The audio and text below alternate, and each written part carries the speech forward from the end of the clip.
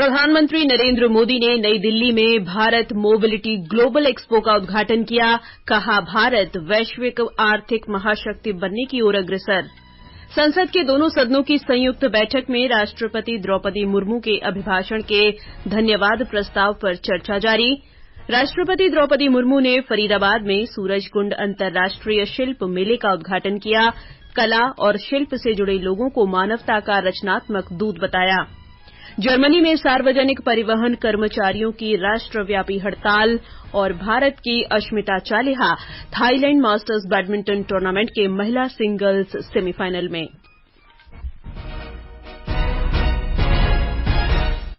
समाचार संध्या के साथ मैं जागृति शर्मा। प्रधानमंत्री नरेंद्र मोदी ने कहा है कि देश 2047 तक विकसित भारत बनने के दृष्टिकोण के साथ आगे बढ़ रहा है। इस लक्ष्य को हासिल करने में गतिशीलता क्षेत्र महत्वपूर्ण भूमिका निभाने वाला है। प्रधानमंत्री आज नई दिल्ली में भारत मंडपम में भारत मोबिलिटी ग्लोबल एक्सपो 2024 को संबोधित कर रहे थे। आज का भारत 2047 तक विकसित भारत बनाने के लक्ष्य को लेकर आगे बढ़ रहा है। इस लक्ष्य की प्राप्ति में मोबिलिटी सेक्टर एक बहुत बड़ी भूमिका अदा करने वाला है। भारत के मोबिलिटी सेक्टर के लिए एक तरह से गोल्डन पीरियड का प्रारंभ है। आज भारत की अर्थव्यवस्था का तेजी से विस्तार हो रहा है। श्री मोदी ने कहा कि इस एक्सपो में गतिशीलता क्षेत्र के सभी हितधारक और संपूर्ण आपूर्ति श्रृंखला एक मंच पर आए हैं। मैं ऑटोमोटिव इंडस्ट्री को इस शानदार आयोजन के लिए बहुत बहुत बधाई देता हूं। मैं आज हर स्टॉल पर तो नहीं जा पाया, लेकिन जितने भी स्टॉल्स मैंने देखे वो बहुत ही प्रभावित करने वाले थे। मैं दिल्ली के लोगों को भी कहूंगा कि इस एक्सपो को आकर जरूर देखें। ये आयोजन मोबिलिटी कम्युनिटी और पूरी सप्लाई चेन को एक मंच पे लाया है। प्रधानमंत्री ने कहा कि पीएम गति शक्ति कार्यक्रम के तहत एकीकृत परिवहन को बढ़ावा दिया जा रहा है। उन्होंने इस क्षेत्र को और बढ़ावा देने के लिए तथा ईज ऑफ ट्रांसफॉर्मेशन के लिए सरकार द्वारा की जा रही पहलों को रेखांकित किया। उन्होंने कहा कि भारत की अर्थव्यवस्था तेजी से बढ़ रही है और उनकी सरकार के तीसरे कार्यकाल में भारत विश्व की तीसरी सबसे बड़ी अर्थव्यवस्था बन जाएगा। 50 से भी ज्यादा देशों के 800 से ज्यादा प्रदर्शक इस प्रदर्शनी में हिस्सा ले रहे हैं। ये समाचार आप आकाशवाणी से सुन रहे हैं। ये आकाशवाणी है। संसद के दोनों सदनों की संयुक्त बैठक में राष्ट्रपति द्रौपदी मुर्मू के अभिभाषण पर चर्चा जारी है। लोकसभा में चर्चा की शुरुआत करते हुए भारतीय जनता पार्टी सांसद डॉ हिना गावित ने महिलाओं, गरीबों, किसानों, युवाओं और समाज के वंचित वर्गों के कल्याण के लिए सरकार द्वारा उठाए गए उपायों की जानकारी दी। केंद्रीय मंत्री प्रोफेसर एसपी सिंह बघेल ने कहा कि प्रधानमंत्री ने भ्रष्टाचार मुक्त सरकार चलाई है। वाईएसआर कांग्रेस की बीवी सत्यवती ने अंतरिक्ष अभियानों में सफलता पर केंद्र की प्रशंसा की। बहुजन समाज पार्टी के मलूक नागर ने देश के सीमावर्ती इलाकों के गांवों पर केंद्र के ध्यान देने की सराहना की। वहीं कांग्रेस नेता गौरव गोगोई ने आरोप लगाया कि केंद्र प्रवर्तन निदेशालय के इस्तेमाल से विपक्ष को कमजोर करना चाहता है। तृणमूल कांग्रेस की काकोली घोष दस्तीदार ने राष्ट्रीय चिकित्सा आयोग द्वारा डॉक्टरों को दिए गए नोटिस का मुद्दा उठाया।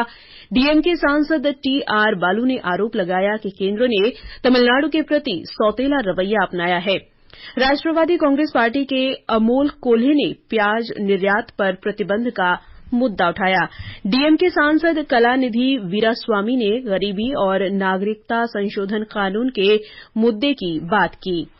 चर्चा में एआईएमआईएम के असदुद्दीन ओवैसी, एनसीपी नेता सुप्रिया सुले, भाजपा के रामचरण बोहरा, बीजू जनता दल के चंद्रशेखर साहू, कांग्रेस के कार्ति चिदम्बरम, आईयूएमएल के ईटी मोहम्मद बशीर ने भी हिस्सा लिया।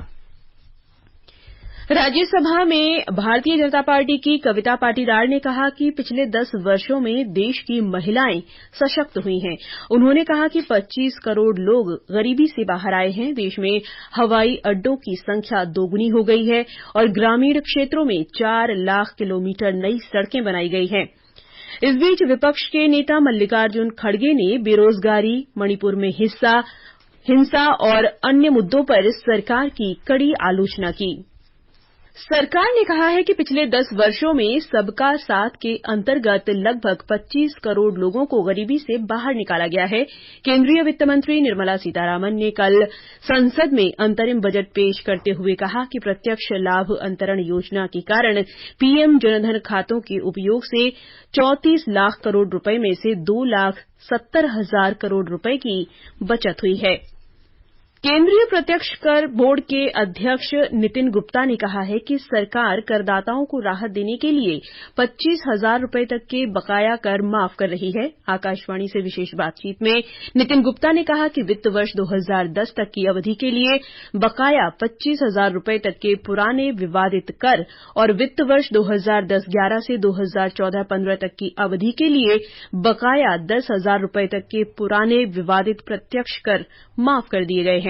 उन्होंने कहा कि प्रत्यक्ष करों में कोई बदलाव नहीं किया गया है।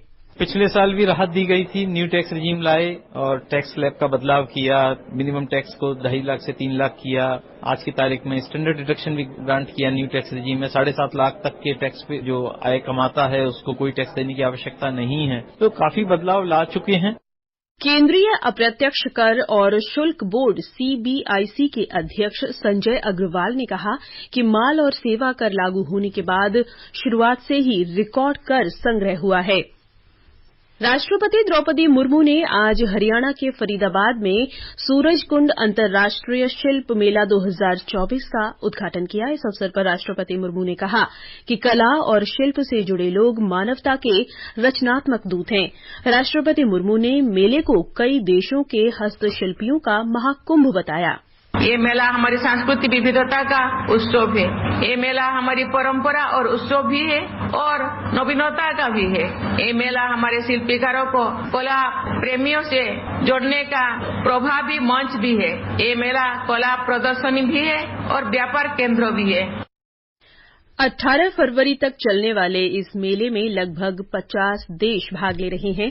पर्यटक सुबह 10 बजे से रात 8 बजे तक मेले का भ्रमण कर सकते हैं। आंध्र प्रदेश में केंद्र सरकार की विकसित भारत संकल्प यात्रा पूरे जोरों पर चल रही है। एक रिपोर्ट। ये लगभग 14,000 ग्राम पंचायतों और शहरी स्थानीय निकायों में पहुंच चुकी है और अब तक 55 लाख से अधिक नागरिकों ने यात्रा में भाग लिया है। विशेष रूप से डिजाइन की गई सूचना शिक्षा संचार IEC वैन के माध्यम से केंद्र सरकार की प्रमुख योजनाओं के बारे में जानकारी दी जा रही है और लाभार्थियों का नामांकन किया जा रहा है। यात्रा के दौरान केंद्र सरकार की विभिन्न योजनाओं के लगभग 73,000 लाभार्थियों ने मेरी कहानी मेरी जुबानी के तहत अपनी सफलता की कहानियां साझा की। PM street vendor Atmanirbhar Nidhi के अंतर्गत लगभग 30,000 लाभार्थियों का नामांकन किया गया। आंध्र प्रदेश के अनाथपुर की रहने वाली श्रीमती खजावी ने PM स्वनिधि योजना के तहत उन्हें दिए गए समर्थन के लिए प्रधानमंत्री का आभार व्यक्त किया। 8 साल से हमें व्यापार करते हैं। कोरोना टाइम में बहुत वाक़ा हो गया था, हम लोग इंटरेस्ट को पैसे नहीं हुए। मोदी जी 10,000 PM शादी के नीचे हम लोग 10,000 देने के बाद हमें लोसन व्यापार करके अच्छा है। हमें 10 महीने में भंडारी महीने 1,000 रुपए बैंक में भंदी हमें वो फिर गए फिर 20,000 रुपए दे तुम कहते हैं वो ले कभी व्यापार कर ले जाए। मोदी जी को धन्यवाद। कनकलता, आकाशवाणी समाचार। झारखंड में नवगठित मंत्रिमंडल की पहली बैठक आज रांची में हुई। मुख्यमंत्री चंपई सोरेन ने 3 महत्वपूर्ण प्रस्तावों को स्वीकृति दी। मंत्रिमंडल ने 5 फरवरी को 2 दिन का विशेष विधानसभा सत्र बुलाया है। मुख्यमंत्री चंपई सोरेन के नेतृत्व वाली नई सरकार 5 फरवरी को ही विश्वास मत प्राप्त करेगी। ये समाचार हमारी वेबसाइट newsonair.gov.in और हमारे mobile app news on AIR पर भी उपलब्ध हैं। जर्मनी में सार्वजनिक परिवहन कर्मचारियों ने कामकाजी परिस्थितियों में सुधार को लेकर आज 24 घंटे राष्ट्रव्यापी हड़ताल शुरू कर दी। इससे देश भर में लाखों यात्रियों को परेशानी का सामना करना पड़ा। हड़ताल के कारण बवेरिया को छोड़कर सभी राज्यों में बसें और ट्रॉम सेवा रद्द कर दी गई। जलवायु समूह फ्राइडेज फॉर फ्यूचर जर्मनी ने भी हड़ताल का समर्थन किया है। जर्मनी के 11 हवाई अड्डों पर सुरक्षा कर्मचारियों की हड़ताल से 2 लाख यात्री प्रभावित हुए और लगभग 1,100 उड़ानें रद्द कर दी गई या उनमें देरी हुई है। भारत की Ashmita Chaliha Thailand masters badminton tournament के महिला सिंगल्स सेमीफाइनल में पहुंच गई हैं।